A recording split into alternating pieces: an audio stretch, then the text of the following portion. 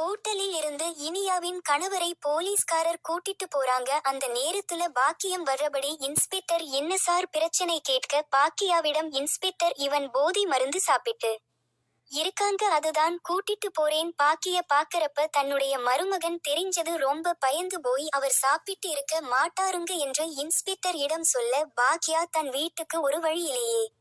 அப்பவே நான் சொன்னேன் கோபியும் கேட்கல அத்தையும் கேட்கல இது வீட்டுக்கு தெரிஞ்சா என்ன நினைப்பாங்க என்னுடைய பேச்சு யாருமே கேட்க மாட்டேங்கிறாங்க இப்படி ஒரு சம்பவம் நடந்து போச்சு என் பொண்ணு என்ன பண்ணுவான் பாவம் அப்படி நினைச்சொட்டு வீட்டுக்கு வராங்க. வீட்டுக்கு வந்து பார்க்கிறப்ப ஏனியா இருக்கிற அப்படி இனியாவது இந்த செய்தி தெரிஞ்சிட்டு அதனால நாங்க தான் அம்மா அவங்க வந்து உன்னுடைய ரெஸ்டாரண்ட் புடுங்கறதுக்காக தான் எனக்கு கல்யாணம் பண்றாங்க அது உனக்கும் தெரியும் இருந்தாலும் பரவாயில்ல எனக்கு நல்லது நடக்குதுன்னு தான் நீ எனக்கு கல்யாணம் பண்ணி வச்ச நானும் உன்னுடைய பேச்சு கேட்டு அப்பா பேச்சை கேட்டு பாட்டி சொல்றதுன்னு கேட்டு நானும் கல்யாணத்துக்கு கொடுத்துட்டேன். ஆனா இப்படி நடக்கும்னு எனக்கும் தெரியாதம்மா அவர்களுக்கு ரொம்ப மோசமான உண்மை அங்கிள் வேணும்னே தான் இதை பண்ணியிருக்கிறார் நம்ம ரெஸ்டாரண்ட் போய் என்னுடைய வாழ்க்கையும் முயற்சி அம்மா அப்படின்னு சொல்ற பாரு ஆக்கிய நான் இது சும்மா விடமாட்டேன். என்னுடைய ரெஸ்டாரண்ட் போனத பத்தின கவலைப்படவில்லை ஆனால் இது சும்மா இருக்கவே மாட்டேன் அப்படின்னு சொல்லி